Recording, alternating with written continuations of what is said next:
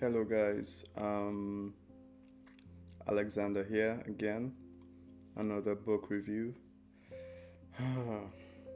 um, where do I start with this one? Yeah. So I'll be reviewing The Stranger by Albert Camus. Is it pronounced Albert or Albert? I don't know. But it's the English Albert, so I'm going to say Albert Camus. It doesn't really matter how the name is pronounced because that's not what we're here to talk about. We're here to talk about The Stranger, which is this book that I've been thinking a lot about since I read. And it has sort of presented me with this new way of looking at the world. Um, One that I've become really interested with lately, especially since I started looking into more of Albert Camus' philosophy, which is sort of explores this idea that everything is totally meaningless and nothing really matters. Well, that sounds nihilistic in some ways, but he sort of presents this idea as an antidote to nihilism. And he's not saying, well, nothing matters, so don't do anything because that's hopeless. But he's saying, well, nothing really matters, so you might as well enjoy every moment for what it is and not be too high when something good happens or too low when something bad happens, you know, and just live in the moment. And so this book sort of explores this idea with fiction, which is sweet. Um, and I guess you might read this book and probably not know how. I feel like if like I guess what I mean to say when I what I'm trying to say is like I think if I read this book when I was younger, I probably wouldn't have gotten all the meaning I got out of it. So I'm thankful that I'm reading it now, that I'm able to understand it a lot better than I would if I did when I was younger. Even though I feel like there are probably some things from it that I didn't get, but still. Anyways, let's talk about the book. So it starts off with our protagonist, Merceau. I think that's how his name is pronounced. The book was initially written in French, so a lot of these names are in French, and I might just be butchering them when I try to pronounce them. But anyways, we start off with our protagonist receiving a telegram telling him that his mother is dead, and early on we just sort of see this indifference with the character, like even from the first sentence, that it's not so much that he doesn't care, but he's so indifferent to the world that it doesn't make any difference to him that his mother dies or if his mother is still alive. And so he sort of goes home to the home where his mother was living before she passed. And there we see that he's not high or low with emotions. During the funeral, he goes there, sees her dead body, and like just drinks a cup of coffee.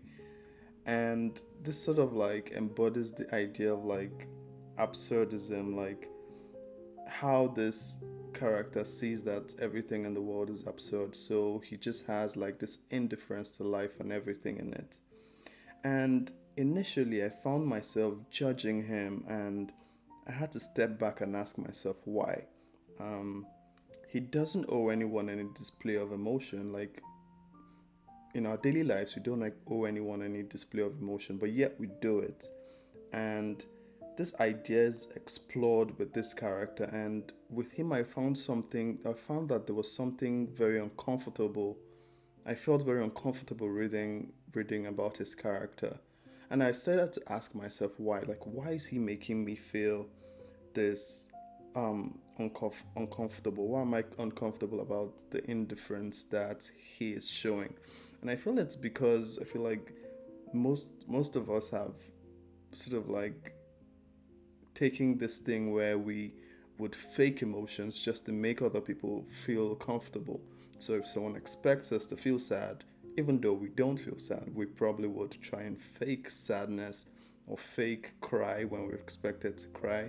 Maybe not cry, but just fake some like emotion. If someone tells us that something good happens to them, even if we might be indifferent to what they told us, we'll probably fake happiness just to make that person feel better. And I feel like this, in some way, was part of what made me feel very uncomfortable at this character. And I had to like do some serious soul searching to like ask myself that question and see why is this making me so uncomfortable. And you see the freedom that this gives him, the freedom that this indifference gives him.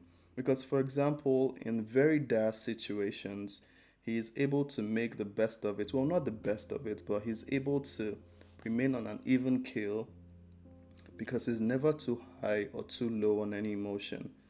And in much the same way that I'm uncomfortable with this, other characters in the book are uncomfortable with it as well. So you see this play out in the book. So it wasn't just me as a reader feeling uncomfortable with it. You find other characters in the book, for example, his love interest in the book was uncomfortable with this as well. And just in the same way, even although it's to a lesser degree, he is just as puzzled with the other characters as why they expect him to behave in a certain way or show more emotion than he is feeling. And with this, he sort of feels like a stranger in the world that he's living in, which I feel like, I guess, is what the title of the book, The Stranger, is trying to represent. Anyways, more on the plot is he goes to this funeral and without displaying any emotion, he's just there, attends it, it's done, he goes back home. He accepts a marriage proposal from his love interest in this sort of like, I don't really love you, but I'll marry you if you want me to marry you. Like, it doesn't really matter how I feel. If you want me to marry you, no problem. I don't have any problem with it. And there's just something weird about it. And he makes a friend with this character who has with this he makes a friend with someone who has like a very questionable character. And in some weird act of loyalty to this friend, he kills someone. Um, well, I should have said spoiler warning, but I guess it's too late now. Apologies. But yeah, like this is not one of those books that you read for the plot anyway. So even if I'm telling you that, I don't think I'm spoiling too much. But anyways, if you don't want me to spoil more, I guess spoiler warning. But he kills someone, and I said he kills someone um, because of loyalty to his friend, but it's not really clear that that is why he kills the person. It seems that way, but then the book also tries to imply that the death was accidental. So this event, him killing someone, was made ambiguous, and I think it was this way on purpose to sort of show that, like, or sort of imply that it doesn't really matter what the reason for the action was. If it was an accident or if it was premeditated in some way, the end result is the same and it doesn't really matter what the reason was. And so we follow this character as he gets arrested as a result of this crime that he commits. And he's sentenced to death. And we follow his thoughts throughout the process. And this is the part of the book that I really, really love. Not that I didn't like. I loved everything, but I think the parts where he was in jail and the trial were some of the most like really deep parts of the book, and I really loved them. I really enjoyed reading them. I felt like it calls us as a society to sort of like reflect on our justice system and think of the idea of the death penalty, where it's like you take someone and you tell them, well, I'm going to lock you up in this room and I'm going to kill you in 5 months. And think of what that does to the person that you're sentencing to death. It's like you're almost trying to kill him with guilt before you actually kill him. And I feel like as a society, we sort of value that thing where we want someone's guilt to punish them first for what they did. And if someone, I feel like personally, if someone came to me and they told me, hey, I know this guy who goes and takes people on from who goes and takes people who have done him wrong and keeps them in a room and tells them that, well, in 5 months I'm going to chop off your head. I feel like I'm going to think that that person is a monster, but then that's what our justice system does. And the book is not saying that this is good or bad, but I think it's sort of like telling us to think about this and think about the consequences that this could have, and like sort of like face this thing or this reality like head on. Um, Also, on the justice system, it sort of like explored this idea how the people who are on trial have no control over the proceedings. It's like your life is on the line, but somehow you're not able to utter a word in your defense. And you're just sat there and you're watching two lawyers squabble over your life, saying things, probably lying, probably misrepresenting what your intentions were. For example, they were trying to make rational arguments for an act that was most likely irrational, and you just sat there watching them as if it's not your life that's on the line, and then two people are just arguing about this. You know, he kills someone, but then they're not arguing about the argument that they're making in the law room is not about the murder. They're saying he's guilty because he has no emotion. So they want him to show emotion to show that he's guilty. But regardless of whether he shows or doesn't show emotion, the deed has been done or the deed was done. What does his lack of emotion have to do with him being guilty or not guilty of the crime? So they were almost sentencing him to death because he didn't cry at his mom's funeral. So that thing in the beginning where he doesn't cry at his mom's funeral, that sort of plays into the end as well, where it's almost where in the court they're almost sentencing him to death because he doesn't display emotion. So they feel like he's a psychopath, even though he's not. He's just really a guy who is indifferent to so many things in life.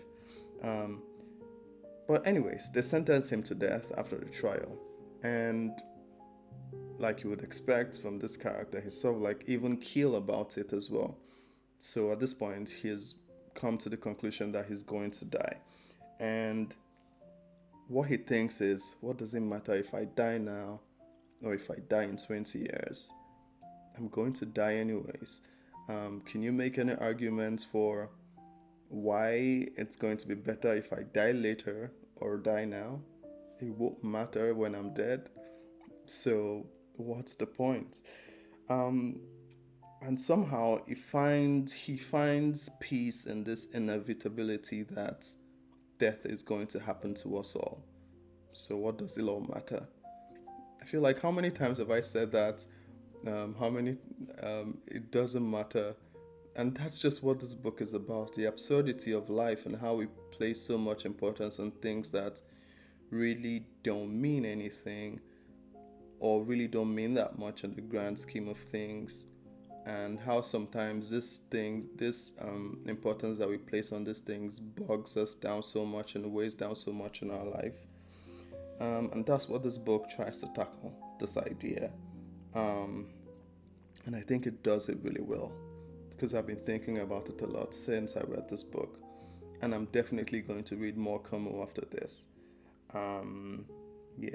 I think this is now one of my favorite books of all time, just based on how much I've thought about it since I read it, and it's really deep and amazing. And another thing I love about it is how accessible it is. It's a book that's very dense and highly philosophical in its content, but the prose flows so well, and that it wasn't something that I find I had too much trouble reading. I was able to get into a flow. To like I read it really fast, or I could have read it fast if I wanted to, but I on purpose decided I was going to read it slowly. And I like that. I like when I'm deciding that I'm going to read this slowly so I can understand everything and enjoy it, as opposed to when the book forces me to read it slowly because like the prose is like just too difficult and I can't understand what's going on. Anyways, it was easy to understand. It flowed so well. I wasn't struggling. It's one of those books that even if you don't care about the philosophical ideas in it, I think you would still enjoy because the plot is, even though there's not much that happens, but it's good enough and it's really short that you can just get through it and you would find some enjoyment from it, I think. But yeah, I'm really surprised that it took me this long to hear about this book and to read it. How did I hear about it? I don't even know that I remember now. Yeah, because I've been fascinated by this idea of philosophy. Yeah, a friend recommended Camus to me, but he didn't recommend this book. He recommended The Myth of Sisyphus, which is a non-fiction book about the same idea of absurdism and existentialism. Is that a thing? Yeah. But I was about to read that. Then I think I was doing some research on the book, and I found that there is a book that handles it in fiction. So I thought, I like fiction. Fiction might be a more or easier way for me to get what the idea is, before I jump into the non-fiction stuff. And so that was why, I read this. And I think I'm going to read the non-fiction book next because it's short as well. I probably wouldn't do a review for that because I sort of feel weird about doing fiction reviews about non-fiction books because I feel like um, I just feel insecure about doing non-fiction reviews. I don't know why. I don't know why I feel that way. I feel like I might not get it, and so when I do the review, I might say rubbish. But yeah, it doesn't matter. We'll see how I feel when I read it. Maybe I'll feel just like I felt after I read this, where I feel like I have a lot to say, because I feel like I have a lot to say about this book. But anyways, I'm trying to keep it short, and that's it. Highly recommend that you read it if you haven't. And yeah, I'll go away now and catch you in the next one. I'm not sure what the next review is going to be, but it doesn't really matter. Bye.